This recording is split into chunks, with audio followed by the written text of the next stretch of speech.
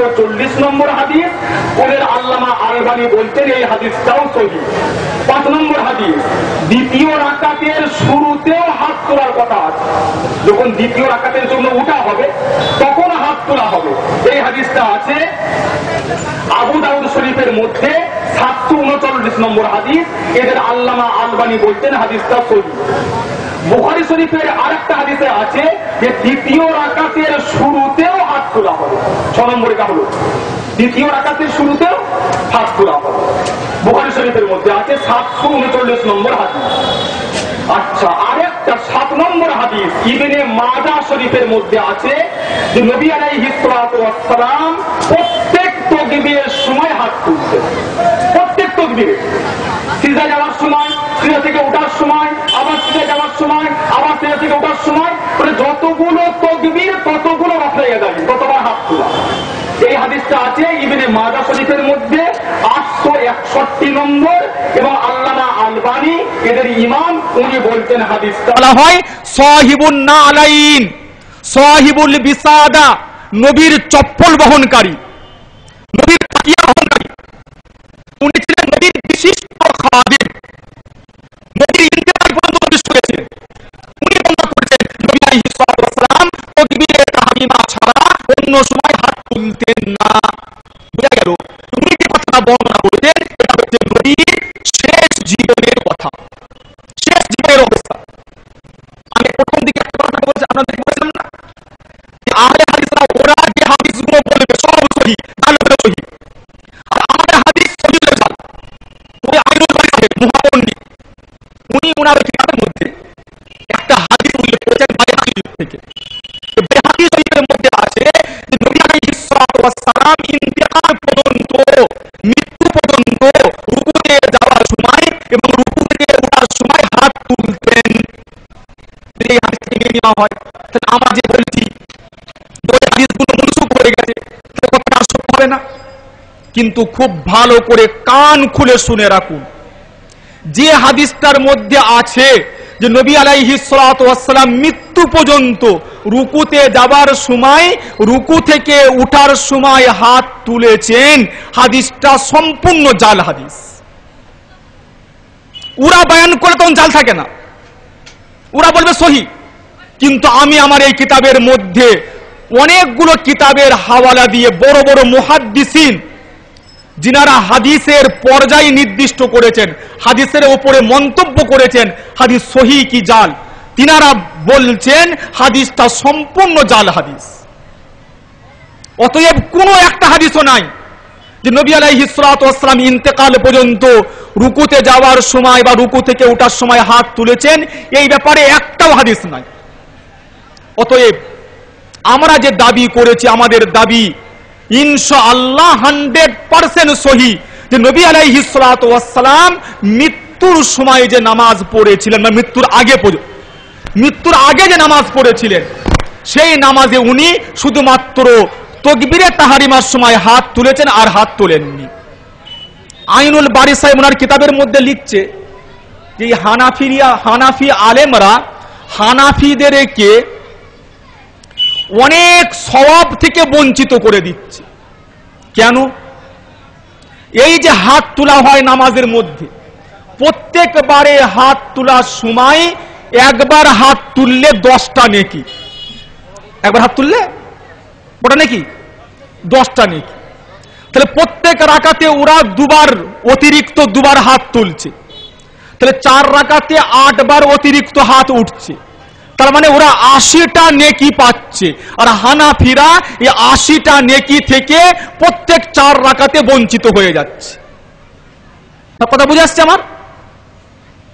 আমি এই কিতাবের মধ্যে উনাকে একটা প্রশ্ন করেছি যে হুজুর আপনারা তো সহিহ হাদিস বলেন, আমরা সহিহ হাদিস মানি, তো ইবনে মাজাহ শরীফের মধ্যে যে হাদিসটা আছে, যে হাদিসটাকে আপনাদের পণ্ডিতরাও বলছেন সহিহ হাদিস, তার মধ্যে তো আছে নবী আলাইহিস সালাতু ওয়াস সালাম প্রত্যেক তাকবীরের সময় হাত তুলতেন, প্রত্যেক তাকবীরে হাত তুলতেন।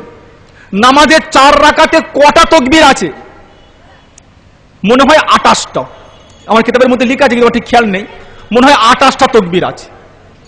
তাহলে আপনারা যদি প্রত্যেক তাকবীরে হাত তুলতেন তাহলে কতগুলো সওয়াব পেতেন? 280টা। তাহলে আপনি আপনাদের আহলে হাদিস ভাইদেরকে ওই অতিরিক্ত 100 না কতটা হবে 200টা ওরা পাচ্ছে 4 রাকাতে মাত্র 80টা অতিরিক্ত সওয়াব। আর যদি আপনারা প্রত্যেক তাকবীরে হাত তুলেন তো আপনাদের সওয়াব তো অনেক বেড়ে যাবে। তো আপনারা প্রত্যেক তাকবীরে কেন হাত তুলছেন না বলুন? আপনারা হাদিস ভাইদেরকে অত সওয়াব থেকে কেন বঞ্চিত করছেন? কথা বুঝলেন আমার? যখন এক রাকাতে রুকুতে যাবার সময় রুকু থেকে ওঠার সময় হাত তোলে, বাকি আর হাত তোলে না। কিন্তু ইবনে মাজাহ শরীফের মধ্যে সহিহ হাদিস রয়েছে যে নবী আলাইহিস সালাতু ওয়াস সালাম প্রত্যেক তাকবীরে হাত তুলতেন। তো আপনারা প্রত্যেক তাকবীরে হাত তুলুন না কেন? তাহলে আপনাদের সব আরো বেড়ে যাবে। আপনারা যে কারণে প্রত্যেক তাকবীরে হাত তোলেন না, আমরাও ওই কারণেই একবার ছাড়া দ্বিতীয়বার হাত তুলি না। আর প্রত্যেক তাকবীরে 10টা করে সওয়াব, প্রত্যেকবার হাত তুললে 10টা করে সওয়াব। আপনি হাদিস দেখান, কোন হাদিস নাই। একটা ইবনে উমরের একটা উক্তি আছে, জি, ইরা এদিকে বলে যে আমরা হাদিস ছাড়া কিছু মানি না, সাহাবাদের কথা মানি না, আর নিজেদের পাতে ঝোল টানার জন্য তখন সাহাবীদের কথা, তাবিঈদের কথা, এর কথা, ওর কথা, সব কথা তখন ওদের কাছে গ্রহণযোগ্য। ওই প্রত্যেক বার হাত তোলার সময় 10টা করে নেকি, এই ব্যাপারে কোনো হাদিস নাই। আর বলে দিল যে হাদিসের মধ্যে আছে যে প্রত্যেক তাকবীরে 10টা করে অতিরিক্ত নেকি পাওয়া যায় প্রত্যেকবার হাত তুললে। সেই জন্য এই ব্যাপারে আমাদের কাছে, আমরা যে একবার ছাড়া দ্বিতীয়বার হাত তুলি না, আমাদের কাছে মজবুত দলিল রয়েছে, এই ব্যাপারে আমাদের কোনো সন্দেহ নাই, এবং আমরা এই ব্যাপারে সহিহ হাদিসের উপর আমলকারী। শুধু এই ব্যাপারই নয়, আল্লাহর রহমত, আল্লাহ তাআলা আমাদেরকে ইমাম আবু হানিফাকে যে নিয়ামত স্বরূপ দিয়েছিলেন, যে ইমাম আবু হানিফা বিশ্ববাসীর জন্য বিরাট বড় নিয়ামত। উনি হচ্ছেন প্রথম সেই মহাপুরুষ যিনি ইসলামী আইনকে লিপিবদ্ধ করেছিলেন। ইসলামী আইন, ইসলামী ল কুরআন এবং হাদিসের মধ্যে আছে, কিন্তু কুরআন এবং হাদিস থেকে গবেষণা করে, রিসার্চ করে, বার করে একত্রিত করেছিলেন পৃথিবীর মধ্যে সবথেকে প্রথম ইমামে আযম আবু হানিফা রাহমাতুল্লাহি আলাইহি। নারায়ে তাকবীর! ইমামে আবু হানিফা, ইমামে আবু হানিফা, মাকাম ইমামে আবু হানিফা। উনার আগে ফিকহ শাস্ত্রে কোন কিতাব না লেখা হয়েছে, না ওই পর্যায়ে গবেষণা হয়েছে। ইমাম আবু হানিফা রহমতুল্লাহ আলাইহি শুধু তাই নয়, যত ইসলামী মানে মুলক ছিল, মুসলমানদের বাদশারা ছিল, খিলাফতে বনু উমাইয়ার পরবর্তীকালে হারুন রশিদ থেকে আরম্ভ করে এবং তার পরবর্তী যুগের সমস্ত খলিফারা, সমস্ত আমির বাদশারা এবং তাদের কাজীরা অধিকাংশ তিনারা ইমাম আবু হানিফার ফিকহ মেনে বিচার করতেন, ফয়সালা করতেন। ইমাম আবু হানিফা আমাদের জন্য বিরাট বড় নিয়ামত। তিনার কোনো একটা মসলা এমন নাই যে মসলার ব্যাপারে সহিহ হাদিস থেকে দলিল নাই। হ্যাঁ, কিছু আছে যেগুলোকে আমাদের উলামারাও ত্যাগ করেছে। আমাদের ফিকহে হানাফির মধ্যে অনেক মসলা এমন আছে যেগুলো ইমাম আবু হানিফার কথার উপরে ফতোয়া দেওয়া হয় না, উনার যে শিষ্য ইমাম আবু ইউসুফ, ইমাম মোহাম্মদ, তাদের কথার উপর ফতোয়া দেওয়া হয়। কেন? পরবর্তীকালে উলামায়ে কেরামরা গবেষণা করে দেখেছেন যে ইমাম আবু হানিফার ওই কথার থেকে উনার যে দুই শিষ্য ইমাম আবু ইউসুফ, ইমাম মোহাম্মদ, উনাদের কথা বেশি দলিল ভিত্তিক। আর ইমাম আবু হানিফা নিজে বলেছেন যে যখন আমার কথার খিলাফ যদি তোমরা কোন সহিহ হাদিস পাও, তোমরা সহিহ হাদিসকে আঁকড়ে ধরবে। তো আমাদের উলামায়ে কেরাম সে কথা করে দেখিয়ে দিয়েছে। আমাদের অনেক মসলা এমন আছে যেগুলোতে ইমাম আবু হানিফার কথার উপরে ফতোয়া দেওয়া হয় না, ইমাম আবু ইউসুফ বা ইমাম মুহাম্মদের কথার উপর ফতোয়া দেওয়া হয়। অনেক তার কারণ আছে। যাই হোক, তো আমাদের কোন মসলা যার উপরে আমরা হানাফিরা আমল করি সহি হাদিস বিরোধী নয়। আমাদের প্রত্যেকটা কাজ আল্লাহর রহমতে সহি হাদিস দ্বারাই, কোরআনের দলিল দ্বারাই প্রমাণিত। এরপরে আমি ভাই এই বিষয়টা পরিষ্কার হয়েছে। হাত যে আমরা একবারের জায়গায় দ্বিতীয়বার তুলি না, তার কারণটা পরিষ্কার হলো, মানে দলিল বুঝে এলো। এরপরে আমি আরেকটা বিষয়ের দিকে যাচ্ছি, দরুদ শরীফ পড়ি একবার। اللهم صل على محمد وعلى آل محمد كما صليت على إبراهيم وعلى آل إبراهيم إنك حميد مجيد اللهم بارك على محمد وعلى آل محمد كما باركت على إبراهيم وعلى آل إبراهيم إنك حميد مجيد। আরেকটা মশলা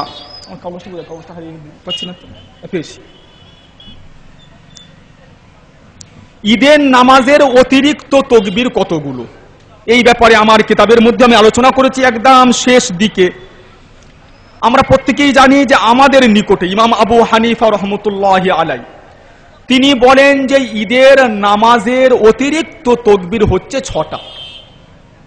এই ব্যাপারে আহলে হাদিসরা বলে ওটা প্রথম রাকাতে মনে হয় ওদের 7টা না 6টা, আবার দ্বিতীয় রাকাতে এরকম 7টা না, আমার ঠিক জানা নাই ওরা কি বলে। আমাদের মসলা হচ্ছে এটাই যে ঈদের নামাজে অতিরিক্ত তকবীর হচ্ছে 6টা। প্রথম রাকাতে সূরা ফাতিহা পড়ার পূর্বে 3টে, দ্বিতীয় রাকাতে রুকুতে যাবার আগে 3টে, মোট এই 6টা অতিরিক্ত তকবীর। এই ব্যাপারে আমাদের দলিল কাসিম ইবনে আব্দুর রহমান রহমতুল্লাহি আলাইহি জনৈক সাহাবী হতে বর্ণনা করেন যে রাসূলুল্লাহ সাল্লাল্লাহু আলাইহি ওয়াসাল্লাম আমাদেরকে ঈদের নামাজ পড়ালেন এবং প্রথম রাকাতে 4 বার তাকবীর বললেন। প্রথম রাকাতে 4 বার, মানে ওই নামাজের শুরু তাকবীরটা নিয়ে, তাকবীরে তাহরিমা নিয়ে 4 বার। তাহলে কটা হলো অতিরিক্ত তাকবীর? 3টে হলো। তার কথা বুঝলো না? প্রথম রাকাতে 4টে তাকবীর বললেন, মানে তাকবীরে তাহরিমা নিয়ে 4টে, তো অতিরিক্ত কটা হলো? 3টে তাকবীর। আর দ্বিতীয় রাকাতেও তিনি রুকুর তাকবীর সহ 4টে তাকবীর বললেন। এই হাদিসটা তহাবি শরীফের মধ্যে আছে, পৃষ্ঠা নম্বর 371, খণ্ড নম্বর দ্বিতীয় খণ্ড 371 পৃষ্ঠা। ইমাম তহাবি রহমতুল্লাহ আলাইহি বলছেন হাদিসটার সনদ হাসান বা উত্তম। এই হাদিস দ্বারা স্পষ্ট বোঝা গেল যে প্রথম রাকাতেও অতিরিক্ত তাকবীর 3টে, দ্বিতীয় রাকাতেও অতিরিক্ত তাকবীর 3টে। দ্বিতীয় নম্বর আমাদের দলিল হযরত আবু আয়েশা রাহমাতুল্লাহি আলাইহি সাঈদ ইবনে আস, উনি বলছেন যে সাঈদ ইবনে আস, হযরত আবু মুসা আশআরী এবং হযরত হুযায়ফা রাদিয়াল্লাহু ও সাঈদ ইবনে আস ইনি হযরত আবু মুসা আশআরী এবং হযরত হুযায়ফা রাদিয়াল্লাহু আনহু জিজ্ঞাসা করলেন যে রাসূলুল্লাহ সাল্লাল্লাহু আলাইহি সাল্লাম ঈদুল ফিতর এবং ঈদুল আজহার নামাজে কয়টা তাকবীর বলতেন? কথাটা বুঝে আসছে? সাঈদ ইবনে আস একজন তাবিঈ, ইনি নবী আলাইহিস সালাম দেখেননি, সাহাবী নন। তো ইনি জিজ্ঞাসা করেছেন হযরত আবু মুসা আশআরী আর হযরত হুযায়ফা রাদিয়াল্লাহু তাআলা আনহুমা, এই দুইজন বড় বড় সাহাবী, ইনাদেরকে জিজ্ঞাসা করেছেন যে নবী আলাইহিস সালাতু ওয়াস সালাম ঈদের নামাজে কটা তাকবীর বলতেন? হযরত আবু মুসা আশআরী রাদিয়াল্লাহু তাআলা আনহু তিনি উত্তর দিলেন যে নবী আলাইহিস সালাতু ওয়াস সালাম প্রত্যেক রাকাতে জানাজার নামাজের মতো তাকবীর বলতেন। জানাজার নামাজে কত তাকবীর? কথা বুঝে আসছে আমার? জানাজার নামাজের তাকবীর কটাগুলো? 4টে তাকবীর। তো নবী আলাইহিস সালাতু ওয়াস সালাম ঈদের প্রত্যেক রাকাতে, মানে প্রথম রাকাতেও 4 তাকবীর, তাকবীরে তাহরিমা সহ, দ্বিতীয় রাকাতেও 4 তাকবীর, রুকুর তাকবীর সহ বলতেন। হযরত আবু মুসা আশআরী যে কথাটা বললেন, হযরত হুযায়ফা রাদিয়াল্লাহু তাআলা আনহু যিনি বিরাট বড় সাহাবী সেখানে ছিলেন, উনিও বললেন যে আবু মুসা আশআরী সঠিক কথা বলেছেন। হযরত আবু মুসা আশআরী বলছেন যে আমি যখন বসরার গভর্নর ছিলাম তখন এইভাবেই নামাজ পড়াতাম, মানে প্রথম রাকাতেও তাকবীরে তাহরিমা সহ 4 তাকবীর, দ্বিতীয় রাকাতেও রুকুর তাকবীর সহ 4 তাকবীর। এই হাদিসটা তহাবি শরীফের মধ্যে আছে মুসান্নাফ ইবনে আবি শাইবা 5744 নম্বর হাদিস, সুনানে বাইহাকি 5978 নম্বর হাদিস, সুনানে আবু দাউদ 1153 নম্বর হাদিস। এই কথা কিতাবের মধ্যে আছে। আর এদের মহাপণ্ডিত আল্লামা আলবানী সাহেব বলছেন হাদিসটি হাসান ও সহিহ। অতএব এই সহিহ হাদিসের দ্বারাই বোঝা গেল যে ঈদের নামাজের অতিরিক্ত তাকবীর হচ্ছে 6টা। ওরা যে বলে 11টা কি 12টা, ওরও হাদিস রয়েছে, ওটাও ভুল নয়। কিন্তু আমাদের কাছেও দেখুন একটা কথা, আমি যখন এই কিতাবটা লিখলাম হানাফিদের নামাজ, তো আমাকে এক গায়ের মুকাল্লিদ বলছে যে আপনি কি